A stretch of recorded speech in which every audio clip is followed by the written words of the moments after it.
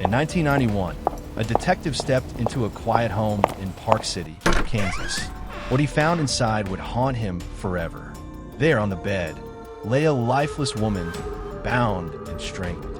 The detective realized with dread that the nightmare that had gripped Wichita for years had struck again.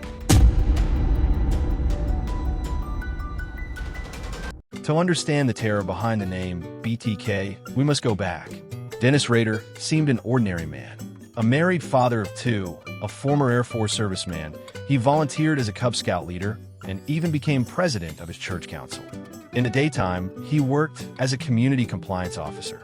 On the surface, he was a friendly neighbor and a family man. But by night, a monster was stalking the streets of Kansas. It began on a frigid winter morning, January 15, 1974. Rader crept into the Wichita home of the Otero family through a window. He moved like a shadow through the silent house and found Joseph and Julie Otero asleep with their two young children. In a sudden, brutal attack, he bound the parents and suffocated each of them. By dawn, the parents and two youngest children lay dead. Later that day, the Otero's older children returned home from school to find the bodies. For innocent lives were gone, taken in their sleep. Wichita police had no clue who the killer was. Months later, the killer announced himself. He mailed a letter to the Wichita Eagle. In it, he described the Otero murders in chilling detail and signed a note, BTK, standing for bind, torture, kill. He taunted the police, demanding to be called by that name. Wichita was stunned. The detectives and reporters pored over the letter, shaken by the brutality and arrogance of the confession. The murderer had not only struck, he had sent a taunting note to the city. The city was terrified. Police even ran a newspaper ad saying, BTK, help is available. Now everyone locked their doors at night. Each new headline was read with dread. Had BTK killed again? In April 1974, he struck again. Rader forced his way into the home of Catherine Bright, while she and her brother Kevin were there. He bound them in separate rooms and tried to strangle them both. Kevin fought back and managed to escape, though he was shot by playing dead until the killer left.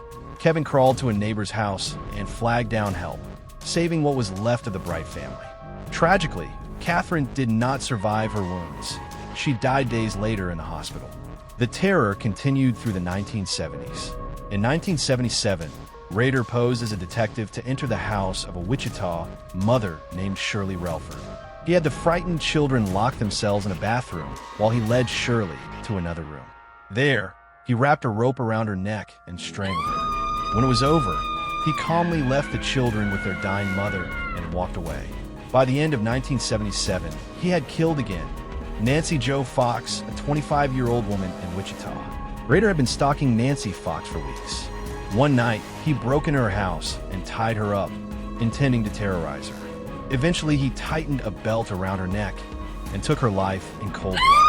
After Fox's murder, BTK disappeared. For the next 8 long years, nobody heard from him. Wichita's residents breathed a tiny sigh of relief, though they remained on edge. Parents kept their children close, doors were locked tight, curtains drawn at night. Though Wichita tried to move on, the BTK name still cast a long shadow over the city. Behind closed doors, Dennis Rader resumed a quiet life. He married, had 2 children, and dove into his community. As the 1980s rolled on, Rader became even more involved at church and with the Boy Scouts. Neighbors knew him as a polite man in a suit, someone who drove children to meetings and served coffee after services. No one suspected that he was the man the news had called the BTK Killer. When the 1980s ended, Rader grew restless. He struck again in April 1985. He picked up Maureen Hedge from work and drove her to a church building.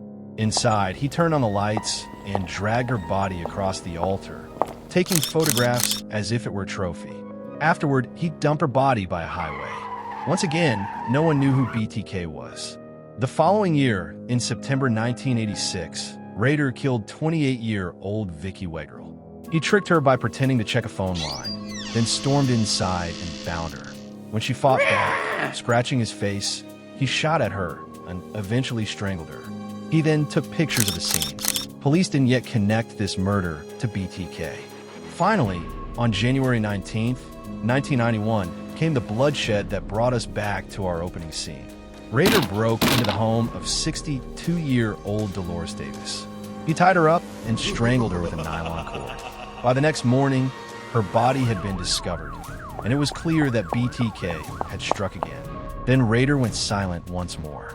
For years, people whispered that the BTK killer was still out there. Investigators had no new letters, no new clues. The case grew cold. The friendly man with a kind smile seemed to have vanished. But in 2004, something broke the quiet. Dennis Rader started writing again. He sent a series of letters and poems to the police and media. Inside some of these packages were chilling tokens, pieces of jewelry, and even a driver's license belonging to his victims. It was as if he was showing off trophies, proving his games were far from over. In January 2005, Rader taunted police directly. He asked if something he wrote on a floppy disk could be traced. Police answered in a newspaper that it could not. Rader believed them. He mailed a purple floppy disk to a Wichita TV station. Little did he know, the disk held the clue to his undoing.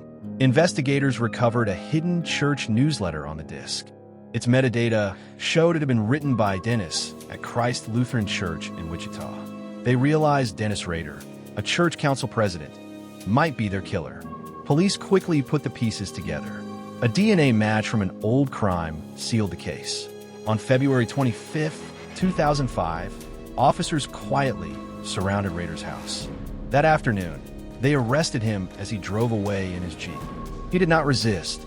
He was calm. He even asked the officers if they'd found what they were looking for. After the arrest, detectives searched Rader's home and office. They found a trove of evidence. Maps of victims' homes drawn by hand, photos of crime scenes, detailed notes, plastic bindings, and even trophies taken from his victims. It was overwhelming proof that their suspect was indeed the BTK killer. The next day, Wichita Police Chief Norman Williams announced to the city, BTK is in custody. The words echoed through Kansas. A killer who had terrorized Wichita for over 30 years had been caught. Dennis Rader was charged with 10 counts of murder. He had killed 10 people, including 4 children. His neighbors were shocked.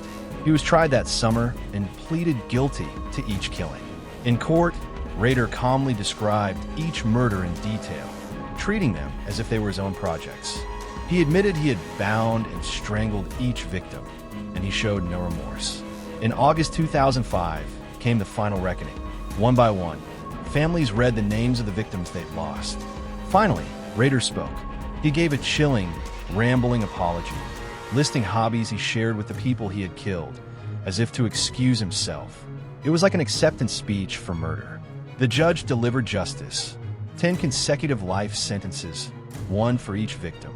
Dennis Rader would spend the rest of his life in prison. Now, the door to the BTK nightmare is closed.